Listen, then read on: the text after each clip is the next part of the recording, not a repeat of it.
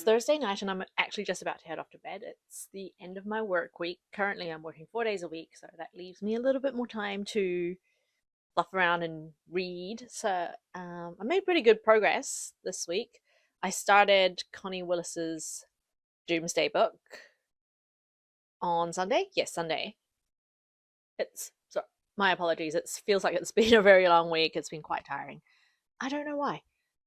Anyway, I've made pretty good progress. I'm about halfway through, so the action hasn't quite started in the Middle Ages yet, where our main character, the undergraduate student Kivrin Engel, is. But you know that it's gonna get really gnarly pretty soon because it's in the blurb that the the bubonic plague is coming to England, to Oxford or near Oxford, where she is. It's going to come really soon and they're going to start seeing people dropping like flies. The action in the modern era, or rather 2054, has really started ramping up, and the characters there, her Cameron Engel's supervisor Dunworthy, has started to realize that maybe she's not in the right place, maybe she's not in the right time, and because they think they've sent her back to 1320. Kivrin herself thinks she's in 1320. So that's been a pretty good contrast with the action in the 21st century versus the lack of action in the 12th century. There are a couple of historical inaccuracies in this book. I'm not entirely sure about England, but I know that in the Middle Ages, most throughout Europe, hand washing was a thing. It was a pretty big thing. People had whole rituals about washing hands. They had baths, they had soap. The poor would use wood ash instead of soap because they can't afford soap. But so wood ash upon contact with water would turn into this caustic substance that will actually take off your fingerprints. So it does kill germs. However, what they didn't have very often was full body baths, because that was a real to do. You'd have to haul water, heat water, a lot of water. And then also they didn't wash their clothes that often for the very same reason. So that's why the bubonic plague was a huge deal, as it was spread by fleas. They did wash their hands, which Connie Willis mistakenly thought they didn't. And I think I'm on track to finish this book. Yeah, this week, maybe early next week. And I did take a reading detour because sometimes I can't sleep and I do need to go to bed at a certain time in order to get up at a certain time to go to work. And the thing that I do when I can't sleep or I don't feel sleepy at the right time is I read Charles Dickens. I've been trying to get into Dickens for so many years. The first one that I read was Little Dorrit, and I do not remember a single thing about what happened there. I didn't understand a single line, a single word. Well, I did understand the words, but not the lines. And usually the way I would read Dickens is if I start to not be able to piece together the sentences, it means I'm ready to sleep. So I picked up A Mutual Friend because it sounds like the premise for a Victorian rom-com. So in the back of the blurb it goes, following his father's death, John Harmon returns to London to claim his inheritance, but he finds he is eligible only if he marries Bella Wilfer. To observe her character, he assumes another identity and secures work with his father's foreman, Mr. Boffin, who is also Bella's guardian. So that sounds like a total rom-com story. However, because this is Charles Dickens, it's got discussions of class, nobility, wealth, and nobility of status versus nobility of character. There are several very wealthy individuals in this book who do not behave very nobly. There's a nouveau riche couple who's just come into their wealth, and everybody wants to be their friends because they're rich, but they treat them like guests in their own home. They go to this rich couple's house and then they just greet all their other rich and noble friends, but they kind of ignore the couple while the couple try and befriend as, social climb because they have the money but not the rank. And then another two characters in that social group who are kind of ranked highly and seen very highly by all these rich snobs, they're actually scammers trying to pretend to be rich so they can secure rich spouses for themselves. And they end up marrying each other. So there's two poor scammers pretending to be rich, married to each other, and they're trying to get rich somehow, but I'm not by targeting this rich couple, so we'll see.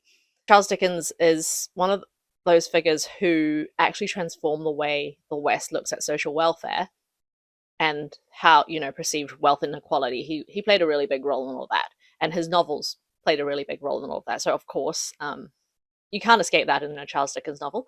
I'm only a little bit through because it is quite heavy going, but it's so far I've been understanding and enjoying it, and I've been following the storyline, so that's pretty good. That's a huge improvement from when I read Little Dorrit, which I will have to reread. And then diversion number 2 is Emily Wilde's Encyclopedia of Faeries. This is a really fun read. I've read this book already once, last year before. I was on my Kindle, and because I liked it so much, I had to get it in hard copy. I know consumerism, but I really like this book very much, and I love the American cover. And I'm rereading this first book and the second book to refresh my memory so I can read the third book, which I also have in hardcover. I'm really, really looking forward to it. So in essence, this is what I would class as light academia or just academia. Emily Wilde is a tenured professor at Oxford, or maybe not. She's a professor, but can't remember if she's tenured or not.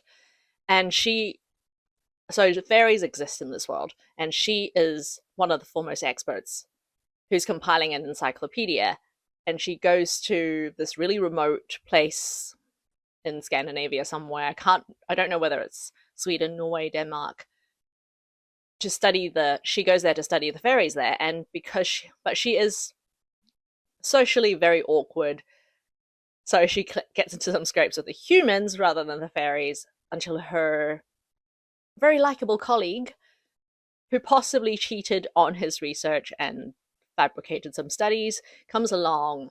His name is Wendell Bambleby, and they have a very interesting dynamic. I don't want to spoil it for anybody who hasn't read it, but I highly recommend anybody who likes whimsy or who likes cozy to read this book. After I filmed the video last night about having half of the book to go, I finished Doomsday Book by Connie Willis. I rated about a 3.5 because I really liked the 2054 section where Dunworthy, they call him Mr. Dunworthy, but surely he's a doctor of some kind because he teaches at a university. He might be a master's graduate, who knows, but he seems a bit old to be. Anyway, Mr. Dunworthy and with this 12-year-old who ends up on his doorstep in Oxford. I really like the story of in 2054, where they are dealing with a pandemic, which is a flu virus, echoes of our past in there. But the 1348 story wasn't quite where it needed to be, I felt. There are several inaccuracies with the history, and the introduction of this book says, if I can find that passage, I always read the introduction after I read the story so I don't spoil it for myself. Okay, so there is the question of historical errors. Willis's sense of historical period, though it is the product of years of research, is not flawless. There were many diseases in 14th century England that produced mass death, but cholera was not one of them. Clerks did not wear silk shirts. Silk in the 13th century cost more weight for weight than gold, and absent 20th century snowplows, roads would not stand out as a straight black line, bisecting the snowy plain as they do in this novel. But I do not think sunspots like these are of any consequence. Shakespeare's historical plays are full of anachronisms. Chiming clocks in Julius Caesar's Rome, a character actually called Pistol during the strictly arrows and crossbows warfare of Henry V. But these don't matter. Or we can be more precise and say they only matter to pedants. Pedantry is not the best frame of mind in which to enjoy a novel like Doomsday Book. And the introduction was written by someone called Adam Roberts. I'm not sure who he is and what his credentials are. It doesn't say in the book.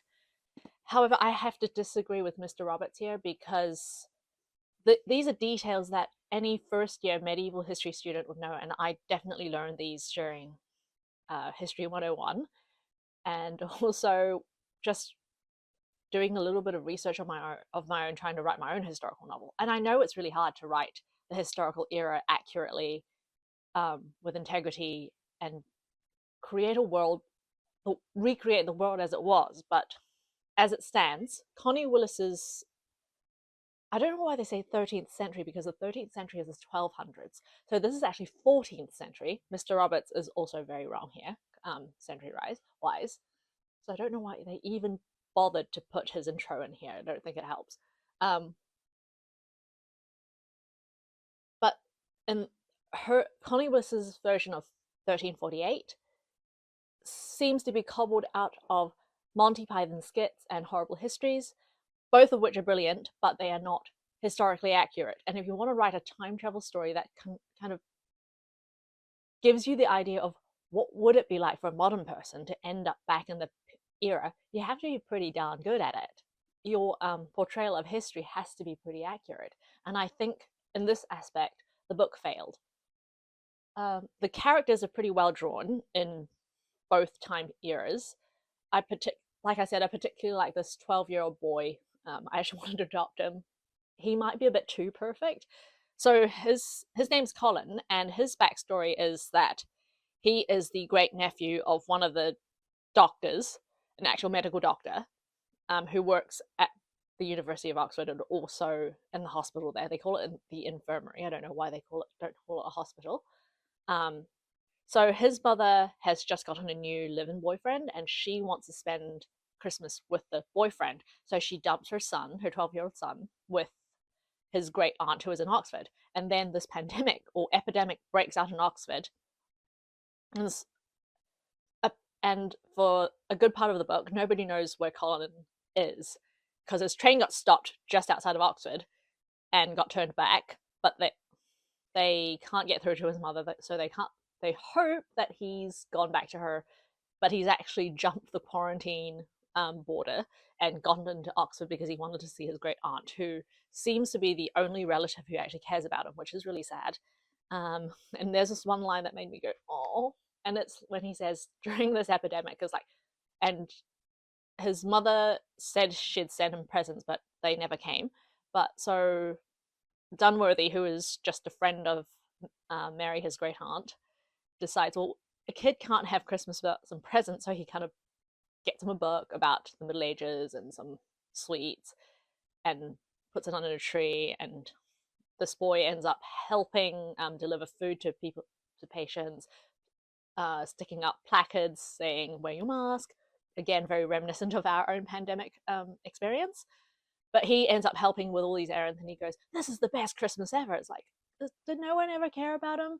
Anyway, he is a side character who ultimately in the storyline, he helps a little bit and he comes in handy from time to time, but he's not very important. However, he was actually my favorite because he brought a moment of levity and innocence to the story, whereas Kivrin Engel, who was supposed to be the character we're rooting for and really caring about, I didn't hate her, but she was really a vessel for the reader to experience the Middle Ages through. And because the Middle Ages was not very well portrayed in this book, I felt that kind of fell flat, and I was more concerned about Colin and the modern and Mr. Dunworthy and how they were going to fetch their undergraduate student back, because losing an undergraduate student in the Black Death in the 14th century isn't exactly the best look for Oxford. So coming to the end of the week, tomorrow is Saturday, which is my library day. I usually go to the library every single weekend on a Saturday, because it's really nice just to be able to spend some time by myself, like a date by myself, in a bookish space without having to spend any money. I drive 20 minutes into town for this, even though I do have a couple of branches of library near me. However, the one in town is the biggest and it's the loveliest. And it's always very nice to see all the families there. The kids are playing with Legos and running around in the playground and the play castle and playing video games, because that's something that modern libraries have. And then there are people who, like, maybe they're elderly and have no one else at home, so they're there playing chess with other people, or there are some people who are currently without homes and they're taking a break and reading books there. So it's really nice just to see the community come together in this space that was built for them. I only go there for the books. So This week I am returning 4 books, which is more than I expected. 2 of them are just, well, 3 of them actually are just due. Out of the 4 books that I'm returning, I finished 2.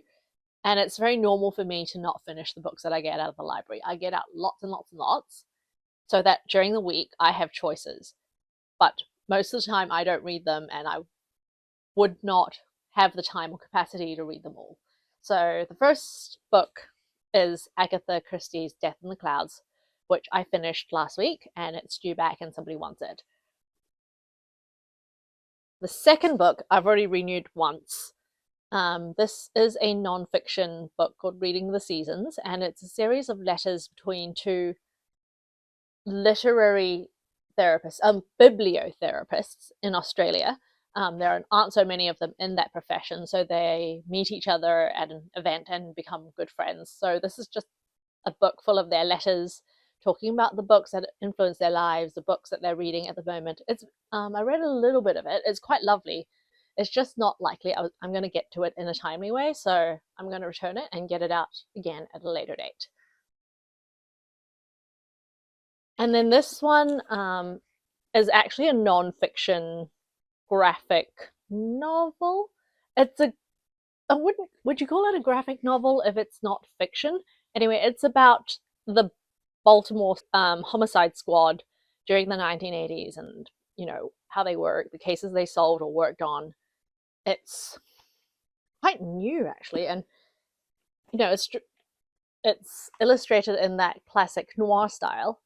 I picked it up as I was leaving the library because one of the librarians had put it in their staff pick shelf, and it looked right up my alley. I love true crime and all that, especially the stories about the people who investigate crime, but I didn't get around to reading it. I'll probably get it out again at some other point.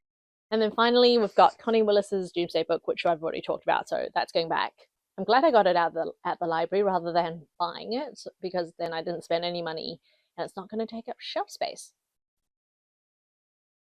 So that's my reading week in a nutshell, or a very big shell. If you like this content, if you like listening to me rambling, please consider liking and subscribing. I really appreciate all the support I get here. Thanks to my first 5 subscribers.